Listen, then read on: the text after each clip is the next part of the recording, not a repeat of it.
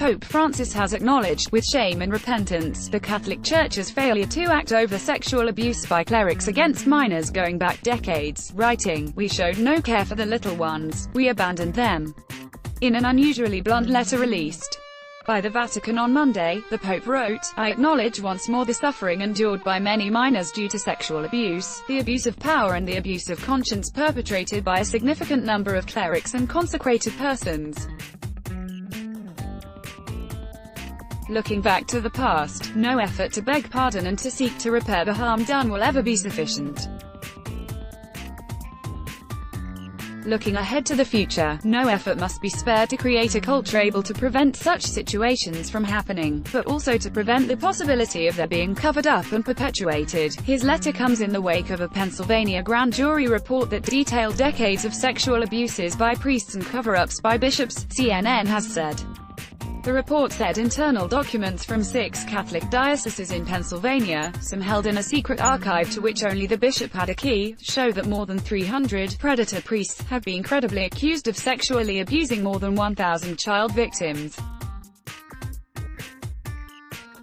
Also read, "How can polluted churches in Nigeria?" Reverend Oaksidge's lengthy catalogue of clergy sexual abuses in the report makes for difficult reading. As the grand jurors noted, priests and other Catholic leaders targeted boys, girls and teens.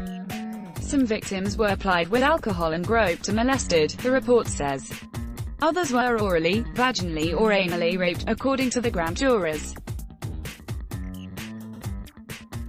Pope Francis's letter, which was addressed to all the world's Catholics, directly referred to the Pennsylvania report, which detailed the experiences of at least 1,000 survivors, victims of sexual abuse, the abuse of power and of conscience at the hands of priests over a period of approximately 70 years, even though it can be said that most of these cases belong to the past. Nonetheless, as time goes on, we have come to know the pain of many of the victims.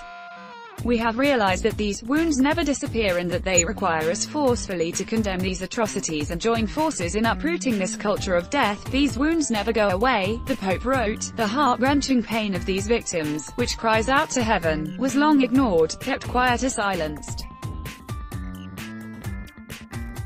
But their outcry was more powerful than all the measures meant to silence it, or sought even to resolve it by decisions that increased its gravity by falling into complicity." Looking ahead, the pontiff said the Church was working on a zero-tolerance policy on abuse and cover-ups.